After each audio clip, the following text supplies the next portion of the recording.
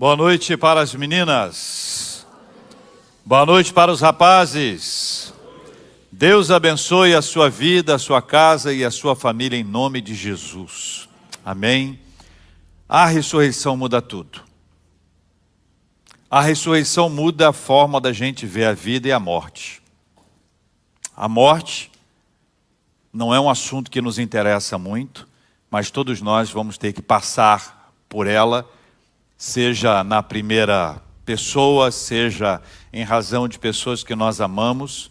A ressurreição muda a forma da gente ver a morte. Mas a ressurreição também muda a forma da gente ver a vida. Pela graça do Senhor nós estamos aqui e podemos ter uma vida cientes e conscientes, informados e reformados pela graça de Deus, uma vez que a ressurreição muda tudo.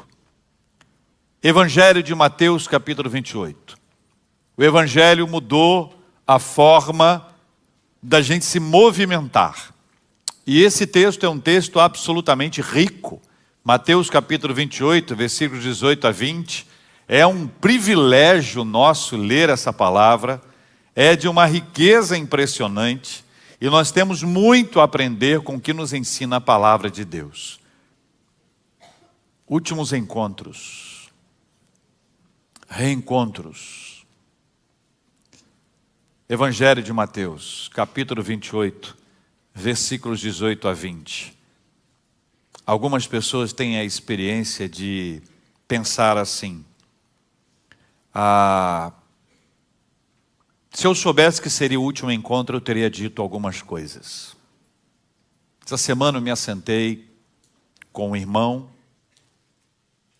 e ele me contou que foi a um hospital, visitou uma pessoa, e ao sair daquele hospital, a filha da pessoa que ele visitou disse a ele: papai acabou de falecer e o senhor foi a última pessoa que conversou com ele.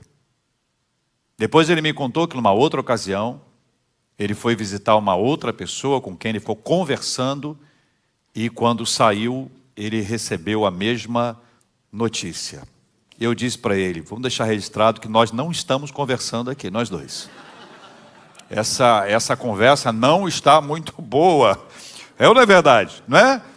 Tem pessoas, eu conheço a história de um pastor, só aquele de nós, tá? Um pastor que toda vez que ele visitava, a pessoa embarcava. Aí eu fiquei meio mal assim, falei: vou te visitar. Eu falei: não precisa. Tá tudo bem, já até melhorei. Tô bom já, tá tudo certo aqui, tá tudo tranquilo. Eu fiquei com medo, enfim. Mateus capítulo 28, versículos 18 a 20. Jesus, aproximando-se, falou-lhes dizendo: toda a autoridade me foi dada no céu e na terra. Ide, portanto, fazei discípulos de todas as nações, batizando-os em nome do Pai, em nome do Filho e em nome do Espírito Santo, ensinando-os a guardar todas as coisas que vos tenho ordenado. Leia comigo o final. Eis que estou convosco todos os dias até a consumação dos séculos. Deus amado, nós oramos em nome de Jesus, o nosso Senhor e Salvador. Oramos em nome de Jesus que ministra a palavra. Oramos em nome de Jesus que fala conosco. Oramos em nome de Jesus que nos ergue, que nos mantém de pé. Oramos em nome de Jesus que conhece toda a história da nossa vida. Fala ao nosso coração. Por favor, Jesus, ministra sobre nós aquilo que nós mais precisamos. Em Cristo Jesus, o nosso Senhor. Amém. Eu quero, antes da gente entrar efetivamente nesse texto, eu quero pedir que vocês caminhem comigo no que eu estou chamando de movimento anterior. O movimento anterior são os passos que aconteceram um pouquinho antes desse episódio, efetivamente, a partir do versículo 18. E eu separei ele em 3 partes. São 3 partes simples para a gente acompanhar. A primeira parte está lá em cima. Leia comigo. O reencontro mais esperado. Veja, o que aconteceu? Jesus havia sido morto, né? Ele foi crucificado, você conhece a história. Ele foi sepultado e desde então eles tinham ouvido falar a respeito da ressurreição de Jesus. E agora eles têm um reencontro maravilhoso que eu chamo de o reencontro mais esperado. Leia comigo o texto bíblico. Então Jesus lhes disse o quê? Não temais. Ide avisar a meus irmãos que se dirijam a Galiléia e lá me verão. Ele anuncia para que as pessoas possam ir para lá, os discípulos. Então, imagine bem a saída dos discípulos de onde eles estavam e a caminhada deles até a Galiléia para finalmente reencontrarem o Senhor. Sobre o que eles falavam no caminho. Alguém tem alguma ideia? Que eu também não tenho nenhuma ideia.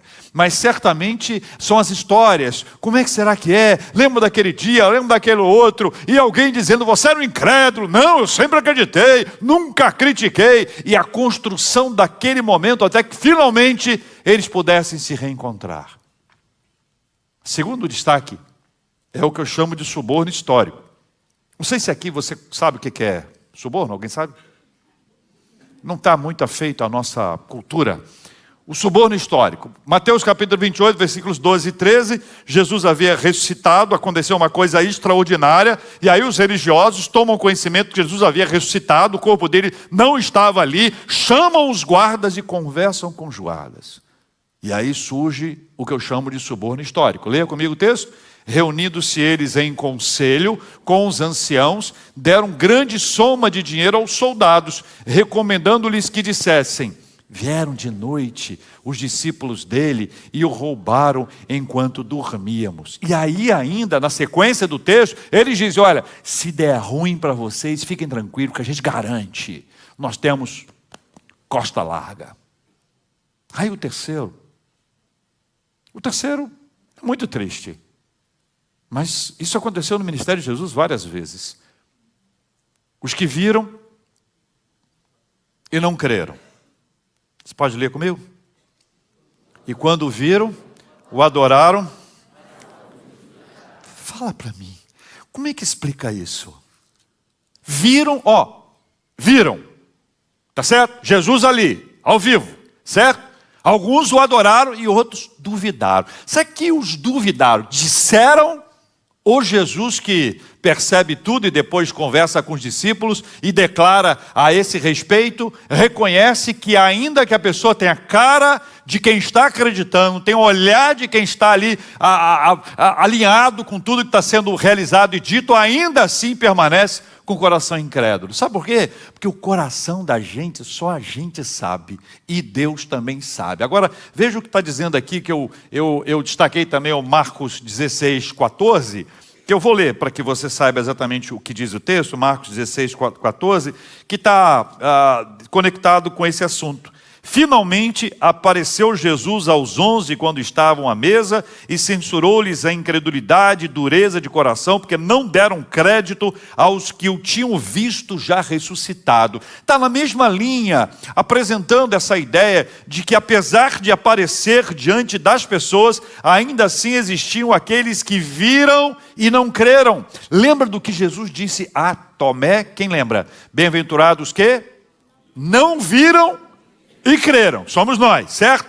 Bem-aventurados que não viram e creram. Esses viram e não creram. Isso abre para nós uma observação muito importante, que é possível que a gente veja uma série de ações extraordinárias, divinas. É possível que o poder de Deus se revele, é possível que a palavra de Deus nos fale, é possível que haja uma série de coisas extraordinárias e ainda assim o coração incrédulo, endurecido, é incapaz de perceber. O que Jesus fez com essas pessoas? Como Jesus lidou com os incrédulos? Quando eram os discípulos, ele repreendia e dizia para eles, ora, vocês não estão vendo? Creiam. E ao longo da Bíblia nós vamos perceber que a fé vem pelo ouvir e ouvir da palavra de Deus. Então, às vezes, você pode ter o que eu chamo de crise de fé. Passa pela sua vida um momento e você eu estou meio ruim, não estou acreditando, eu estou inseguro, Deus está falando, mas eu não estou sentindo. E nós temos uma série de movimentações a partir dessa realidade de vivência de uma crise de fé. Por outro lado, nós temos aqui essa perspectiva maravilhosa de que a fé vem pelo ouvir e ouvir da palavra do Senhor. Encha o seu coração da palavra, mergulhe na palavra, dê atenção à palavra e o Espírito Santo vai encher o seu coração de fé. Amém, meus irmãos? Esse é o movimento anterior. Mas agora vem o que eu chamo de movimento de Jesus. Veja que o texto bíblico nos ajuda a entender isso. Olha aqui na nossa tela, versículo 18 do texto. Jesus, leia comigo. Jesus, aproximando-se, falou-lhes dizendo o quê? Toda autoridade me foi dada no céu e na terra. Essa aproximação de Jesus é a imagem do movimento da redenção. Só existe redenção porque ele a si mesmo se esvaziou, a si mesmo se humilhou e se rendeu. Só existe redenção, imagine a cena. Nós estamos lá naqueles filmes, os mais antigos aqui, naqueles filmes do Stallone, entendeu? E você está lá no Camboja, no Vietnã, sei lá onde passaram aqueles filmes, e você está dentro de uma grade, debaixo de uma água, e você não consegue sair dali em hipótese alguma, mas vem um resgatador. Ele vem e coloca uma faixa aqui na testa, 557 armas, 300 facas, 800 espadas, e ele sai dali, corta tudo e sai e te leva. Por quê? Porque você não tinha condições de ser resgatado por você mesmo, você não tinha outra pessoa que resolveu te resgatar. Pela graça de Deus no Evangelho, Jesus resolveu nos resgatar e ele se aproximou de nós para que isso viesse a acontecer. Leia comigo na sequência aqui a frase. Ele fala e revela a sua autoridade. A autoridade de Jesus. Cristo é o cabeça da igreja. Leia comigo. Cristo é o cabeça da igreja e a missão é consequência direta da sua obra consumada. A missão flui da autoridade de Cristo. Então, quando a igreja vai, ela não vai fundamentada em sua autoridade. Ela não avança porque ela tem qualidades, porque ela tem muitas pessoas. Ela vai porque ela vai em nome de Jesus. Nós vamos na autoridade de Cristo. Assim como a sua vida, nós andamos sempre movidos, motivados, impulsionados por Cristo. Nós não andamos sozinhos. Nós temos a autoridade de Cristo sobre a nossa vida. E Jesus dissipou toda a dúvida logo. Porque eles estavam em dúvida. Quem é que tem autoridade? É Roma? É Jerusalém? Porque diante dos olhos humanos, tinham duas grandes autoridades. O Império Romano, Roma, Império Romano, e a igreja, né? a comunidade que não era igreja, a comunidade que lá estava, a comunidade judaica que lá estava, que é representada por Jerusalém. Então qual era a autoridade? Era Jerusalém ou era Roma? E Cristo diz, nenhuma, nem outra. Toda a autoridade me foi dada no céu e na terra. Acabou a conversa. Acabou a conversa. Por quê? Porque toda a autoridade pertence a Jesus de Nazaré. Amém, meus irmãos? Veja comigo a sequência para a gente ler juntos aqui essa frase, que é uma frase emblemática e histórica de Abraham Kuyper. Leia comigo, por gentileza. Não há 1 centímetro quadrado em todos os domínios de nossa existência sobre os quais Cristo, que é soberano sobre tudo, não clame, é meu, é meu. Tudo pertence a Cristo, tudo está debaixo da sua autoridade, nada foge ao seu poder e controle. Cristo está acima de tudo e de todos, louvado seja o nome do Senhor. Jesus se movimentou, agora quem se movimenta é a igreja, o movimento da igreja. Veja comigo aqui na nossa tela, o movimento da igreja, é o movimento. O movimento da igreja, veja na tela comigo, versículo 19, leia. Ide, portanto, fazei discípulos de todas as nações, batizando-os em nome do Pai, do Filho e do Espírito Santo. Eu quero que você entenda, a grande comissão, que é esse texto que aí está, não é uma sugestão. É uma ordem. Não é assim, olha, se der vai, se tiver fim vai, se houver oportunidade, vá. Não, é uma ordem. E essa ordem é extraordinária. A grande comissão não é uma sugestão, mas é um mandato fundamentado na autoridade e na presença de Cristo. Então nós temos dos dois lados, nós temos a autoridade de Cristo e a presença de Cristo conosco. A obra do Senhor é feita, a obra do Senhor é realizada. Nós temos esse ide, que é um indo, é um movimento. A igreja se movimenta, a igreja vai, a igreja não para, a igreja não se fecha, a igreja não cruza os braços, a igreja avança, a igreja serve, a igreja ama, a igreja prega a palavra, a igreja cresce para a glória de Deus. A igreja não para, ela não fica em si mesmada, ela não é umbilical, ela não é uma panela. Amém? Segue na tela para mim, por favor. Jesus estabelece uma igreja em movimento intencional. O movimento é intencional. Olhe para mim. O movimento da igreja não é um ativismo. A gente não se movimenta porque tem que se movimentar. A igreja, ela não se movimenta ao redor de si mesma. Ela tem um movimento intencional. A gente faz alguma coisa porque a gente tem a intenção. É uma coisa proposital. Nós temos os nossos desafios. As portas se abrem, as janelas se abrem e nós aproveitamos todas as oportunidades porque nós vamos em nome de Jesus. O movimento é intencional. A comunidade dos discípulos, leia comigo. A comunidade dos discípulos é comissionada a fazer o quê?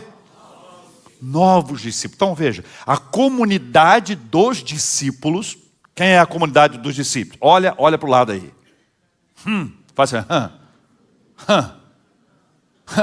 A comunidade dos discípulos é comissionada a fazer novos discípulos. Então, quando nós pensamos de forma intencional, nós entendemos que essa comunidade dos discípulos, ela é formada, ela é construída para fazer novos discípulos.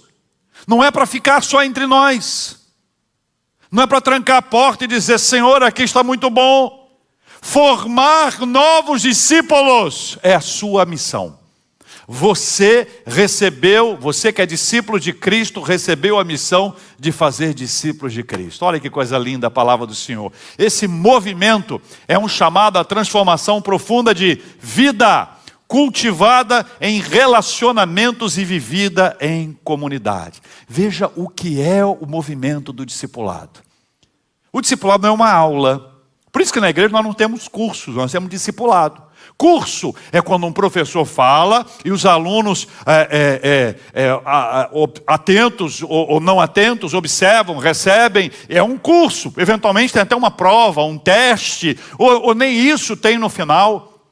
Mas quando é discipulado, ele é impregnado de relacionamento. Então, por um lado eu tenho um conteúdo, por outro eu tenho um relacionamento. Sabe por quê? Eu aprendo mais olhando para a sua vida que olhando para os livros. Alguém aprende mais olhando para a sua vida que para os livros. Como alguém já disse, você é a Bíblia que as pessoas estão lendo.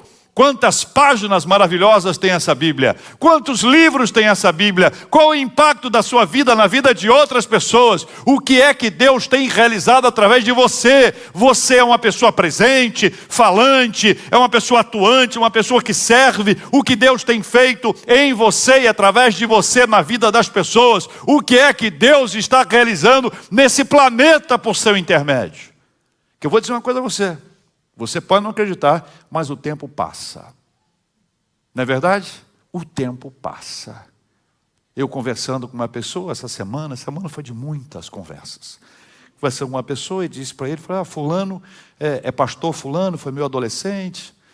Pastor Beltrano foi meu adolescente. Pastor Ciclano foi meu adolescente. Eu falei, você está velho. Eu falei, sabe que eu estou impressionado? Como o tempo passa para os outros. Autoestima. Flávia. Autoestima. O tempo passa. É impressionante como o tempo passa. De repente você tem 20, 30, 40, 50, 60, 70, 80, 90. Louvado seja Deus. O tempo passa, não perca a oportunidade, porque esse é um movimento relacional, um movimento de crescimento e de aprendizado que Deus nos traz. Veja na próxima tela aqui comigo, por favor. Olha só, diz assim, nessa próxima tela linda. Isso. A missão, ela é global e é local. Pode ler comigo? A missão, ela é global e ela é local. Ela alcança os de perto e os de longe, visando a redenção e a transformação de todas as esferas da vida. Presta atenção. Algumas pessoas sentem um chamado para ir para longe. Só pregam, só evangelizam quando estão longe. Sentem um chamado para estarem longe, mas o desafio de Deus para nós, ele tem os dois lados. É por isso que a nossa igreja pensa em plantar uma igreja daqui próximo de nós e também plantar igrejas longe de nós. Nós temos as duas áreas, porque a missão ela é global, mas ela é também local. De todas as nações significa de todos os povos. De todos os povos. Ela nasce em Jerusalém. Ela segue para Judéia, ela vai para Samaria, e ela chega aos confins da terra, e não é um passo de cada vez, é tudo simultaneamente, é um movimento ordenado, orquestrado, construído pelo Senhor, para alcançar os de perto aqui, e também os de longe. A missão, ela é global e ela é local. Segunda etapa ali, os discípulos são batizados. Significa o quê? Que eles são inseridos na comunidade e trazidos para dentro, recebendo o sinal e o selo do pertencimento ao Senhor. Nós sabemos que o batismo é um sinal visível de uma graça invisível. Significa que alguma coisa extraordinária aconteceu na sua vida. Significa que você está sendo inserido dentro de uma aliança com o Senhor.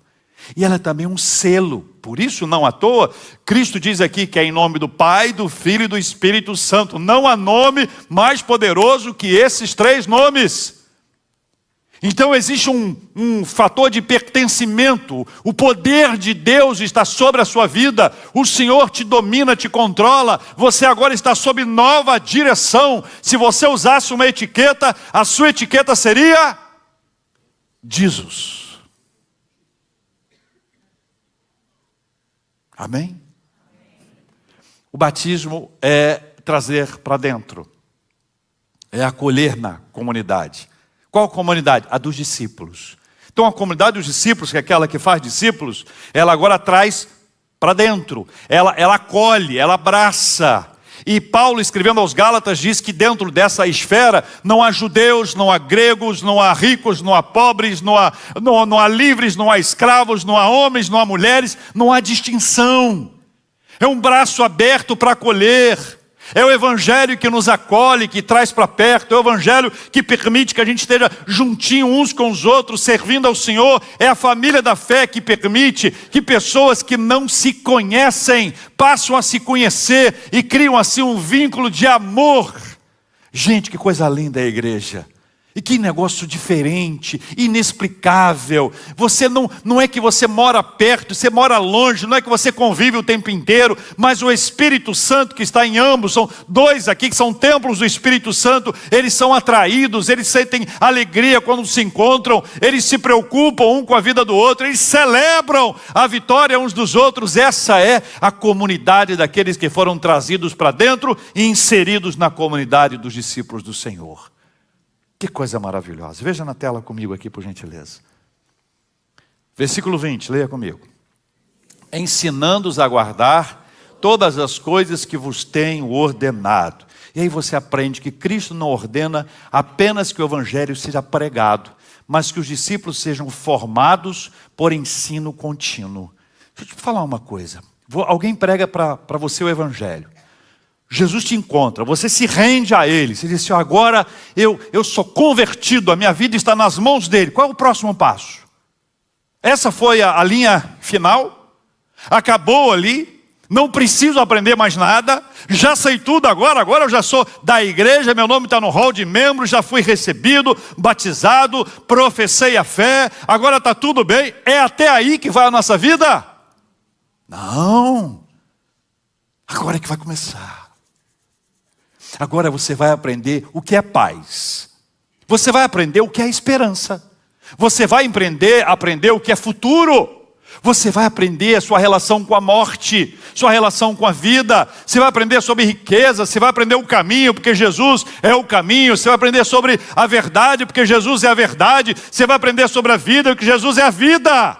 Jesus é a luz do mundo. Jesus é o pão da vida, Jesus é a porta das ovelhas, Jesus vai se revelando a nós ao longo da caminhada e nós vamos experimentando da presença dele. Você vai aprendendo isso ao longo da sua vida, da sua caminhada com o Senhor. Por isso você não pode ter uma Bíblia que você não usa, que você não examina. Você não é uma pessoa que não precisa receber, porque todos os discípulos precisavam receber. A comunidade da fé, a igreja em Atos dos Apóstolos, ela foi conhecida porque eles perseveravam na doutrina e na oração. Perseveravam. Estudantes da Bíblia. Não tem gênios, nós somos todos estudantes da Bíblia. Já contei a vocês, eu fui aluno de um professor de escola bíblica dominical, eu jovem, na igreja com a minha turma de jovens, ele um professor excelente, professor de medicina na universidade pública, e dava aula para nós ali, ele dando aula, um belo dia, ele chega para a minha turma e diz assim, olha, eu gosto de dar aula para essa turma, porque aqui só tem gênios. Aí primeiro você pensa assim, gente, como é que ele descobriu isso, né? Com muita humildade, né? Mas assim, e um olhando para o outro, fulano, você eu não sei, mas eu estou muito bem, tá? Aquele negócio de menino, né? Aí ele continua olhando para nós, enquanto nós estamos reagindo, ele diz, sabe por quê? Porque eu dou aula lá na universidade, e quando eu dou aula, todo mundo anota, e aqui ninguém anota nada.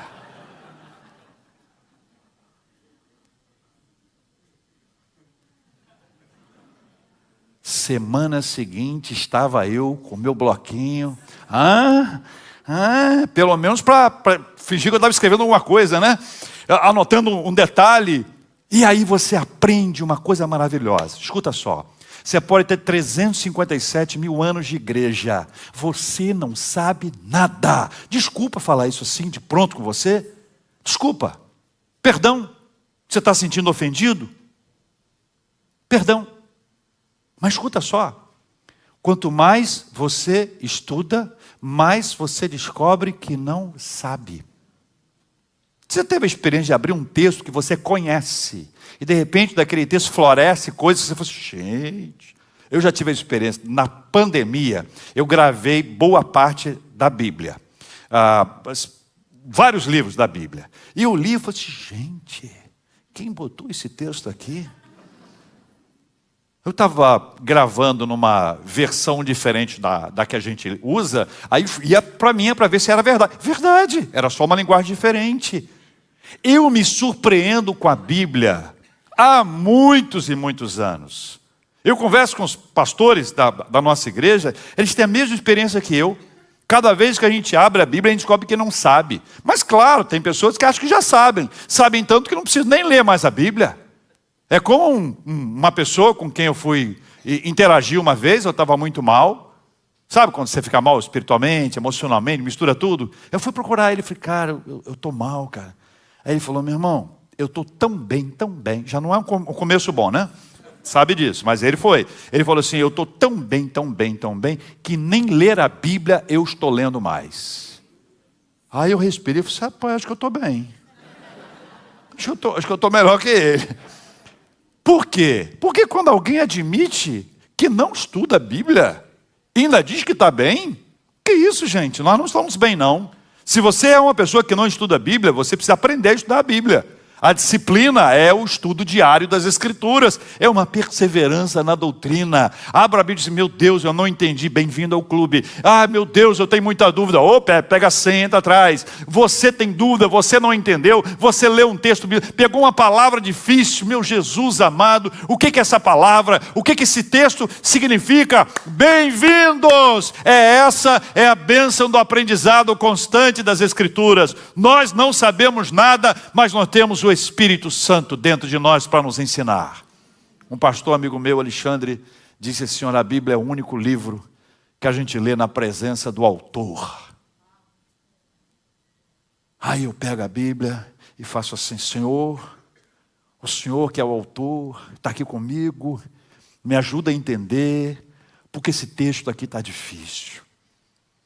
E aí Deus desvenda e nos ajuda a entender. Não, a maravilha, quando você abre e Deus fala com você. Eu não sei como é que acontece com você. Eu tenho vontade de dançar e eu não danço nada.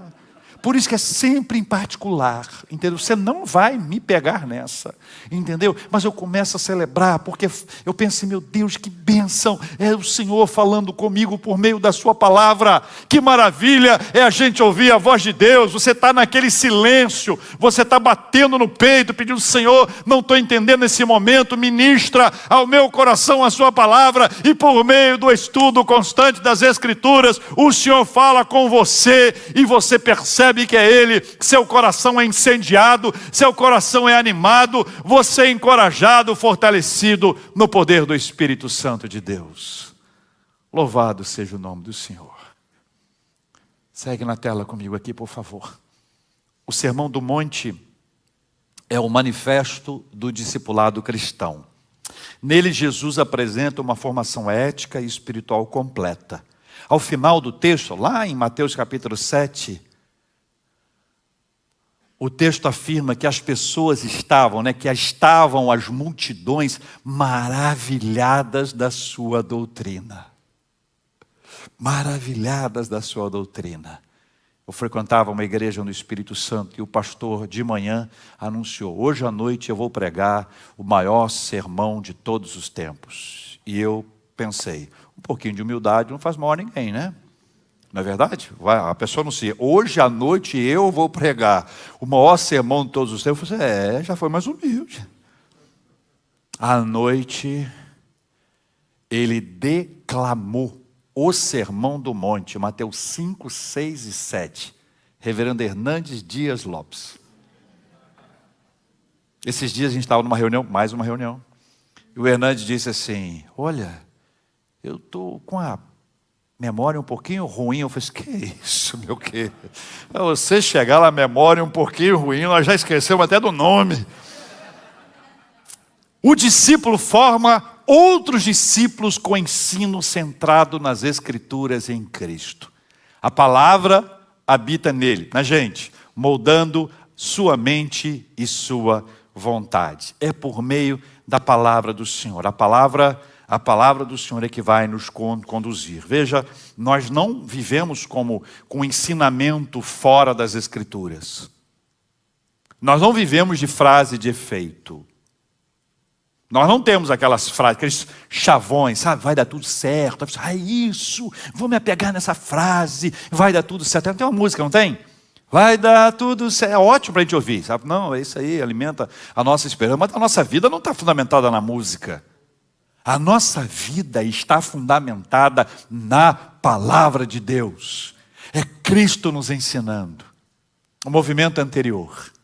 3 momentos do movimento anterior. Na sequência, o movimento de Jesus, o movimento da redenção, que vem para nos abraçar.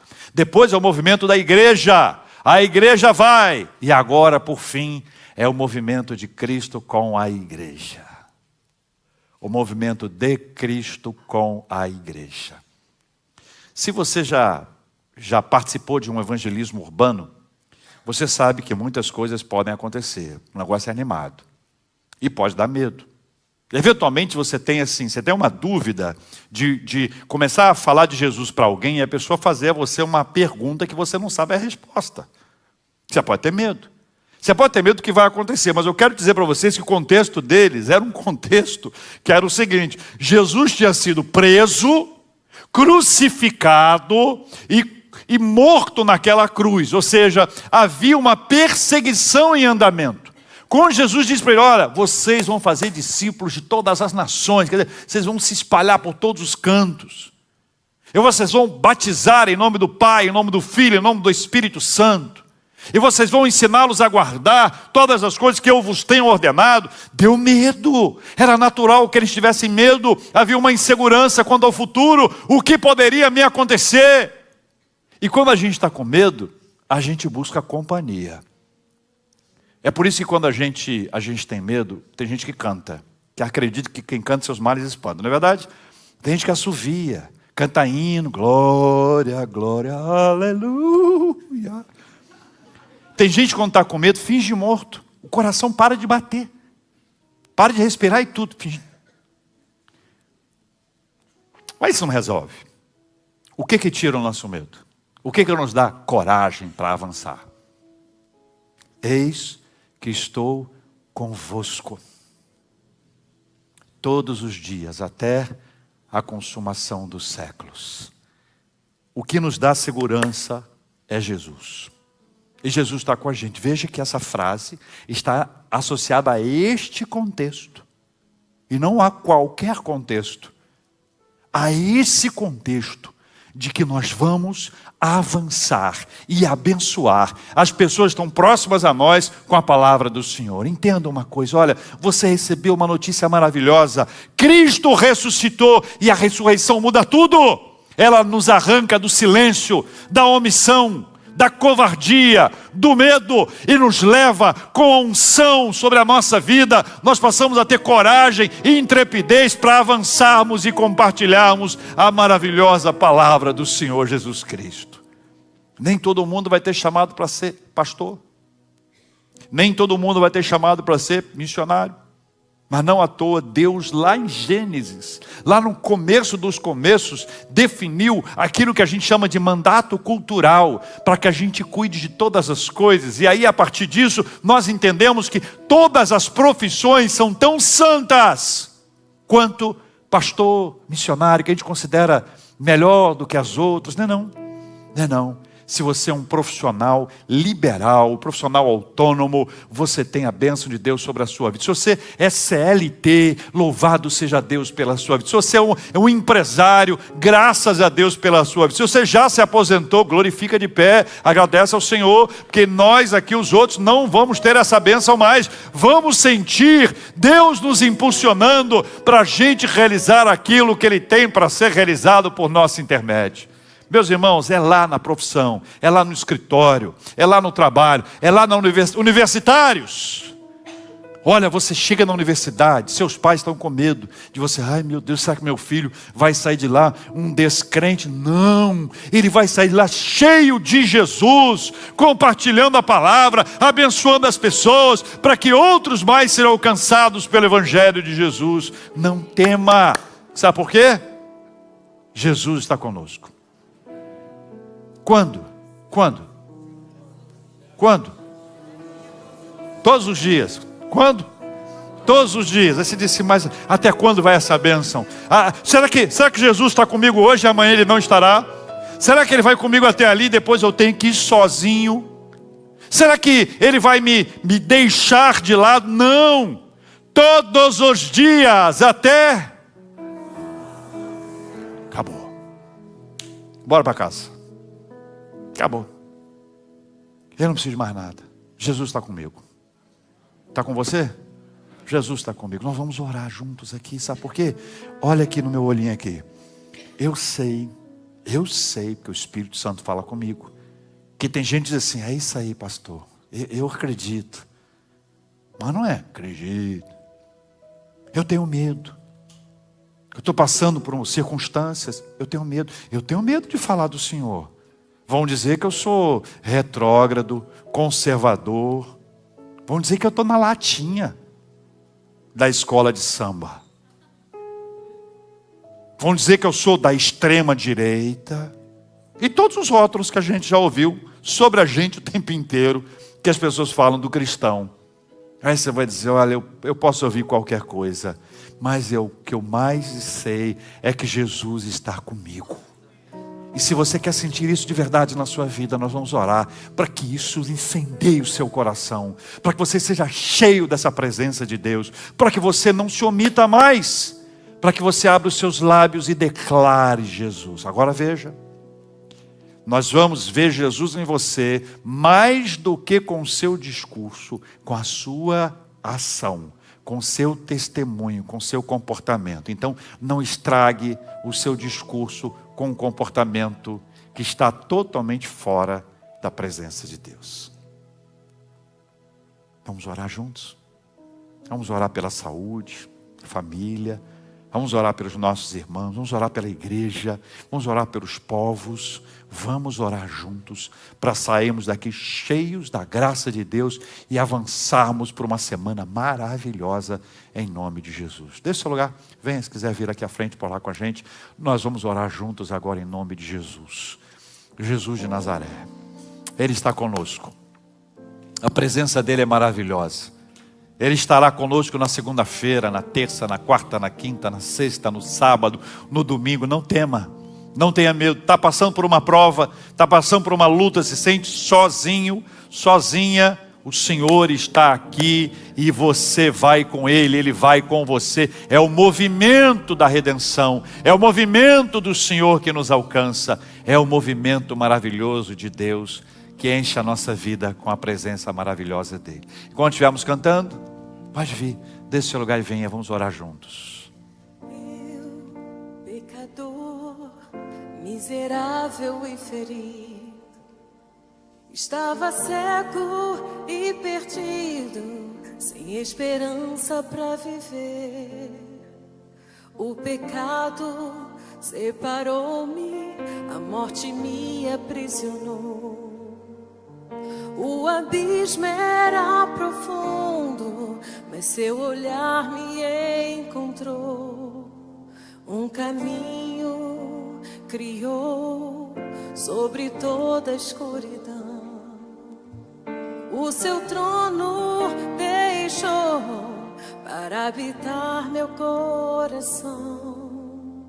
Ali, naquela cruz, minha dívida pagou. Quebrou todas as cadeias e agora livre sou. Deus, nosso maravilhoso Deus, aqui estamos nós. O Senhor conhece o coração da gente, o meu e de cada um de nós.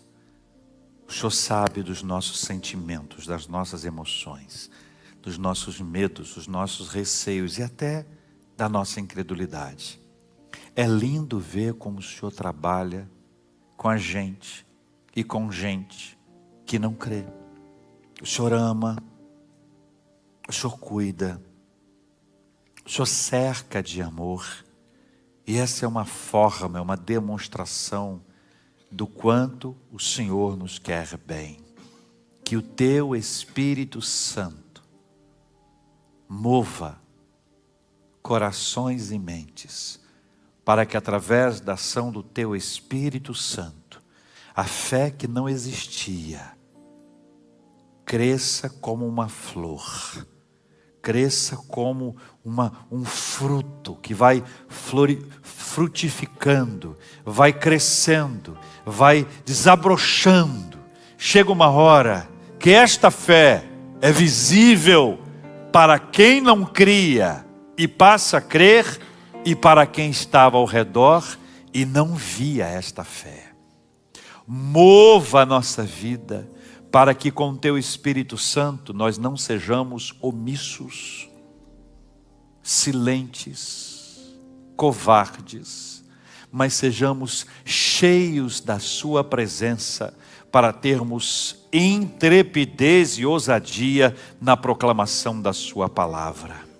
Deus amado, quando nos der medo, traga à nossa memória: eis que estou convosco todos os dias, até a consumação dos séculos.